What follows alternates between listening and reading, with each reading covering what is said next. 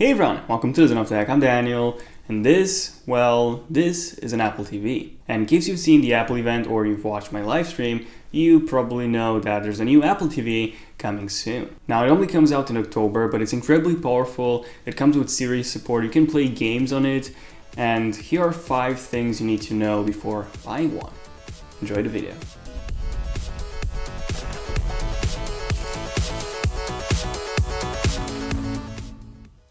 Okay, so starting off at number 1, we have the performance. So the new Apple TV comes with an A8 chip compared to the A5, like the previous model did. So it comes with an Apple A8 chip, just like the iPhone 6, as well as 2 gigabytes of RAM. 2 gigabytes of RAM, not a gig, 2 gigabytes, just like the iPad Air 2 and just like the iPhone 6s. And this basically means that the brand new Apple TV is actually more powerful than an iPhone 6. But the reason why they've made it so powerful is because the Apple TV now supports full-sized apps and games as well. So there's a new category in the App Store, which, same as with the Apple Watch, will feature a ton of Apple TV supported apps and games. And just as I mentioned before, there's also a brand new remote that comes with the new Apple TV. I wonder how many times I've said Apple TV. We definitely need a counter for that. And the new remote is simply awesome. So it comes with a touchpad, Siri support, comes with an accelerometer, a gyroscope, and it also comes with a rechargeable battery, which you charge via a lightning connector.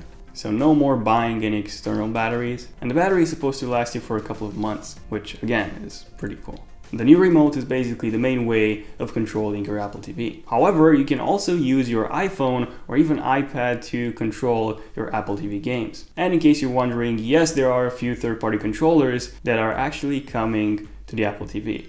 So yeah, the first thing that has changed from the previous model is the performance. You can now play full games, use third-party controllers or your phone or iPad to control those games.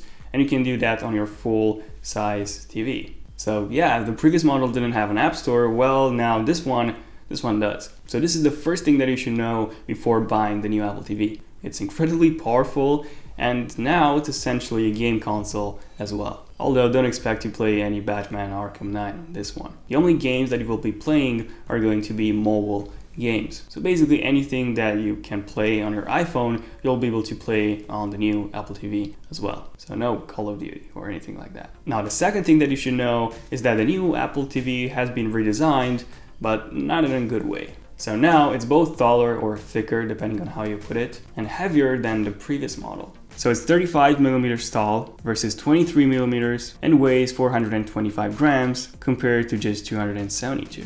And if you're that kind of person who travels a lot and who brings their Apple TV everywhere, keep in mind that the new one is definitely more difficult to both carry and fit into a bag. Although if you're traveling, a Chromecast is definitely the best way to go. It's really small, it's just slightly bigger than a USB drive, and it plugs in via HDMI, so you don't even need to power it. So that's just a tip. But if you're not traveling, the thickness and the weight shouldn't be that much of a problem. Okay, now moving on to number 3, this one is actually a huge letdown. The new Apple TV doesn't support 4K playback at all. And the interesting thing here is that it comes with HDMI 1.4, and HDMI 1.4 does support 4K playback, although it's limited at 30 Hz. But also keep in mind that 99.9% of all movies are shot at 24 frames per second. Now Apple might just bring up a software update and fix this, because the hardware definitely supports 4K. So this means that if you have a phone capable of shooting in 4K, like the new iPhone 6s for example, there's no way of watching that on the Apple TV at full resolution, only in 1080p, which I believe is pretty bad. Speaking of 4K, hopefully you're watching this video in 4K. Let me know, by the way, in the comment section down below how many of you have a 4K monitor and how many of you are actually watching this video in 4K, because yes, I did shoot this video in 4K. But yeah, let me know. Moving on to number 4, the capacities. So the previous gen Apple TV came in 8 gigabytes of storage, but it didn't actually use that storage for anything other than a couple of photos and software updates. All the movies that you watched were basically streamed. But now this new Apple TV comes in 2 models. So there's a 32 gigabyte model and a 64 gigabyte model as well, which means that you can use those for offline storage. And since you can now download apps and games as well, I highly suggest going for the 64 gigabyte model. And this brings us to number 5, which is the price. So the current gen Apple TV has recently seen a price cut, and it's now priced at $69. But a new one is going to be much more expensive.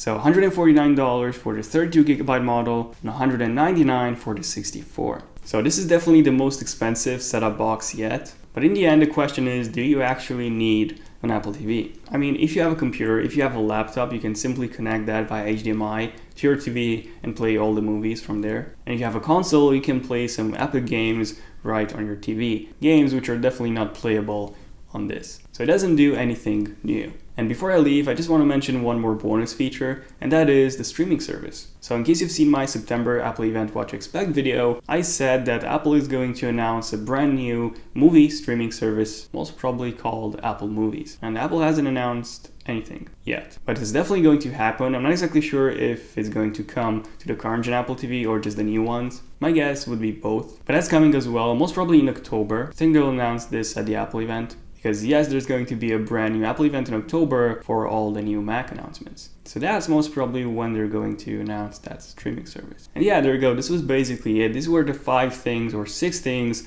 that you needed to know before purchasing an Apple TV. Let me know in the comment section down below if you have an Apple TV or if you plan on purchasing the next gen model. Is it something you can't live without, or is it just a gimmick? Definitely let me know.